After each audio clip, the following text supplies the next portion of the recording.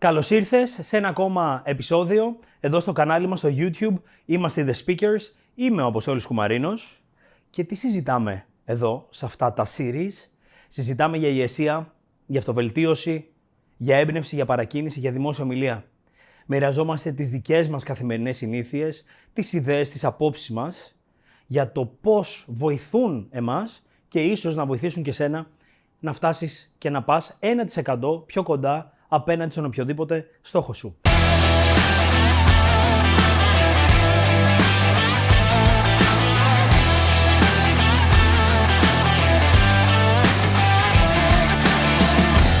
Πάμε λοιπόν να δούμε για το τι θα συζητήσουμε σήμερα.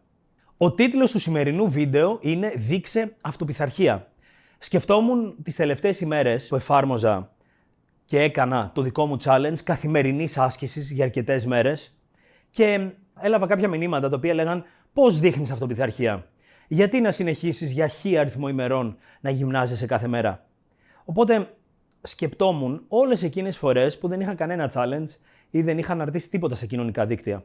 Πώς πραγματικά εγώ παρέμενα δεσμευμένος απέναντι σε κάτι. Δεσμευμένος απέναντι στην εργασία μου, στα μαθήματά μου, στο μεταπτυχιακό μου, στο να τρέξω τον πρώτο μου μαραθώνιο ή στο να τρέξω τον πρώτο μου υπερμαραθώνιο 82 χιλιόμετρων. Τι ακριβώς, στο να μείνω σταθερός απέναντι σε όλα αυτά τα οποία φαίνονται δύσκολα στην αρχή, αλλά όπως λέει και ο Κομφούκιος, ένα ταξίδι χιλίων μιλίων ξεκινάει με μόνο ένα βήμα. Ποιο είναι λοιπόν το δικό μου πρώτο βήμα ή ποια είναι τα δικά μας πρώτα βήματα που μπορούμε να κάνουμε για να φτάσουμε πιο κοντά στην αυτοπιθαρχία, που σημαίνει να φτάσουμε πιο κοντά στους στόχους μας. Ως άνθρωποι είμαστε κατασκευασμένοι να έχουμε μια έντονη επιθυμία για οποιαδήποτε ευχαρίστηση, να ευχαριστούμε τον εαυτό μας και ταυτόχρονα παρουσιάζουμε μια έντονη αποφυγή του φόβου. Απολύτως λογικό, απολύτως λογικά και τα δύο.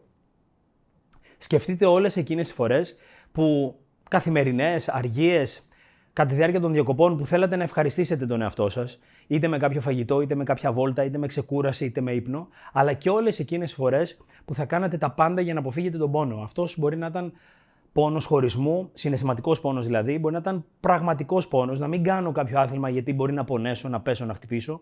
Οπότε αυτές είναι κάποιες πρακτικές, κάποιες σταθερές που έχουμε στη ζωή μας, οι οποίες μας αποτρέπουν να δείξουμε αυτοπιθαρχία. Αφενός, διότι μέσω της αυτοπιθαρχίας κάπου θα περιορίσουμε τη χαρά μας και την ευχαρίστησή μας σε κάποιους τομείς και ταυτόχρονα θα έρθουμε και πιο κοντά στον πόνο ενδεχομένως, αν μιλάμε για σωματική άσκηση, αλλά ο πόνος μπορεί να είναι και το γεγονός ότι σήμερα δεν θα βγω, δεν θα περάσω χρόνο με τα αγαπημένα πρόσωπα για να μπορέσω να δώσω λίγο παραπάνω νερό σε εισαγωγικά και να ποτίσω το όνειρό μου.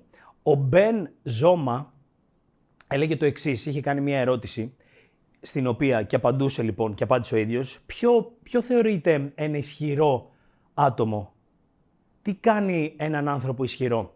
Και η απάντησή του είναι αυτό το άτομο το οποίο μπορεί να ελέγξει τα συναισθήματά του, νούμερο 1, και νούμερο 2, να κάνει έναν εχθρό φίλο, να μετατρέψει έναν εχθρό σε φίλο. Αυτή ήταν λοιπόν η δική του ερμηνεία αναφορικά με το τι σημαίνει ότι ένα άτομο είναι ισχυρό. Σκεφτείτε αυτά τα δύο.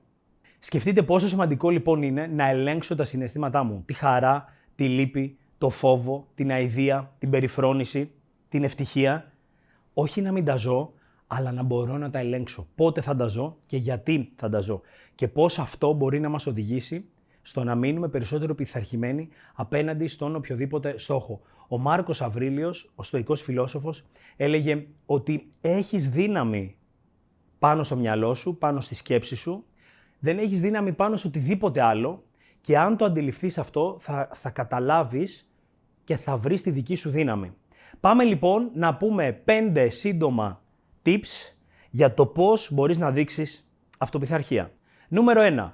Φρόντισε να γνωρίζεις τις αδυναμίες σου αλλά και τα δυνατά σου σημεία. Στο κομμάτι των οικονομικών επιστημών κάποιος μπορεί να βρει το SWOT ανάλυσης, αυτό το εργαλείο το οποίο χρησιμοποιείται κατά κόρον σε επιχειρήσεις για να βρουν τι? Να βρουν τα δυνατά σημεία, τα αδύναμα σημεία, τις ευκαιρίες και τις απειλές που παρουσιάζει το εσωτερικό και το εξωτερικό τους περιβάλλον. Αν αυτό το πάρουμε από τον εταιρικό κόσμο, από τις επιχειρήσεις και το φέρουμε στον εαυτό μας, μπορούμε με αυτόν τον τρόπο να χαρακτηρίσουμε και να βρούμε άμεσα πού ξεχωρίζουμε, πού καλούμαστε να βελτιωθούμε, ποιες είναι οι ευκαιρίες για τον εαυτό μας και ποιες είναι οι απειλές. Από πού κινδυνεύουμε μέσω των αποφάσεων μας ή μέσω του μονοπατιού του οποίου έχουμε επιλέξει να διανύσουμε. Άρα, νούμερο 1, θυμήσου το δικό σου SWOT analysis. Νούμερο 2, θέσε ξεκάθαρους στόχους. Αυτό θα σε βοηθήσει να παραμείνεις για περισσότερο καιρό πειθαρχημένος και να δείξεις αυτοπειθαρχία. Όταν ξέρω που πηγαίνω, είναι απολύτως πιο εύκολο να κρατήσω μια συγκεκριμένη διαδρομή προς τα εκεί. Αν ξέρω συγκεκριμένα ότι μέχρι το τέλος του χρόνου θέλω να μπορώ, παραδείγματος χάριν, να τρέξω 15 χιλιόμετρα, μου είναι απολύτως ξεκάθαρο, ξέρω ότι απλές μικρές προπονήσεις 2, 3, 4 χιλιόμετρων αυτή τη στιγμή μπορούν εύκολα να με φτάσουν σε αυτό το στόχο. Μέσα από αυτό το πολύ απλό παράδειγμα μπορούμε να καταλάβουμε ότι το να γράψω έναν απλό ξεκάθαρο στόχο μπορεί πραγματικά να με φέρει σύντομα πολύ κοντά του. Νούμερο 3. Όπως ερωτεύεσαι την σύντροφό σου, όπως ερωτεύεσαι τον σύντροφό σου, έτσι καλείσαι να ερωτευτείς εάν θέλεις να παραμείνεις αυτοπειθαρχημένος και αυτοπειθαρχημένη, να παραμείνεις ερωτευμένη με αυτό το οποίο κάνεις. Τι σημαίνει έρωτας? Το ξέρεις, το γνωρίζεις καλύτερα από μένα, το νιώθεις μέσα σου, αλλά σίγουρα εάν δεν τρελαίνεσαι με τη θετική έννοια του όρου για αυτό το οποίο θέλεις να δείξεις αυτοπειθαρχία, δεν πρόκειται να την δείξεις. Άρα λοιπόν βεβαιώσου ότι αυτό που κάνεις είναι δικό σου. Το κάνεις για εσένα, δεν το κάνεις γιατί σου είπε κάποιος άλλος, δεν το κάνεις για να αποδείξεις σε κάποιον άλλον κάτι. Το κάνεις γιατί θέλεις, γιατί επιθυμείς, γιατί σε γεμίζει, γιατί σε ολοκληρώνει, γιατί είσαι εσύ. Αυτό ήταν το νούμερο 3 λοιπόν, να ερωτεύεσαι αυτό το οποίο κάνεις. Νούμερο 4, μην χάσεις δεύτερη μέρα συνεχόμενη. Όπως μας λέει και ο James Clear, για να θέσουμε κάποιες νέες συνήθειες, μία από τις θεωρίες που υπάρχουν εκεί πέρα έξω είναι να το κάνουμε για αρκετές συνεχόμενες μέρες. Έχετε ακούσει σίγουρα τη θεωρία περί 66 ημερών για να εγκαταστήσουμε μία νέα συνήθεια. Αυτό θα το πούμε σε κάποιο άλλο βίντεο. Αυτό όμως που θέλω να πω τώρα είναι ότι εάν δουλεύω, εργάζομαι προς ένα στόχο και θέλω να μείνω και να δείξω αυτοπειθαρχία, καλούμε να μην χάσω δεύτερη συνεχόμενη μέρα. Άρα λοιπόν είναι εντάξει να πω σήμερα δεν μπορώ, είναι εντάξει να πω σήμερα θέλω να περάσω χρόνο με τους αγαπημένους μου, θέλω να αφιερώσω χρόνο στον εαυτό μου. Είναι πολύ σημαντικό όμως αυτό να μην το κάνω δεύτερη μέρα. Η δεύτερη μέρα μπορεί να φέρει την τρίτη μέρα, η τρίτη την τέταρτη και ούτω καθεξής και να βρεθώ πολύ σύντομα εκτός στόχου χωρίς να το πολύ καταλάβω. Και νούμερο 5, και για μένα πολύ σημαντικό, είναι να βρω ανθρώπους με τους οποίους μπορεί να μοιράζομαι κοινούς στόχους και να έχουμε μια κοινή πορεία προς αυτή την κατεύθυνση της εξέλιξης, της βελτίωσης.